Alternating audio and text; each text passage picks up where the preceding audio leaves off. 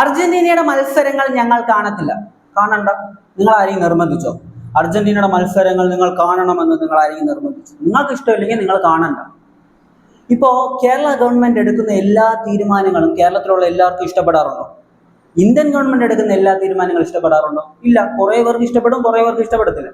ഇതേപോലെയാണ് Argentinian government എടുത്തിട്ടുള്ള ഒരു തീരുമാനം. അത് അവരുടെ ഗവൺമെന്റ് എടുത്ത തീരുമാനമാണ്. അതിനും അർജന്റീനിയൻ ഗവൺമെന്റ് പൊളിറ്റിക്കലി എടുത്ത ഒരു തീരുമാനത്തിനും ഫുട്ബോളിനും എന്ത് ബന്ധമാണുള്ളത്? ഓക്കെ, നിങ്ങൾ അർജന്റീനയുടെ മത്സരങ്ങൾ കാണണ്ട.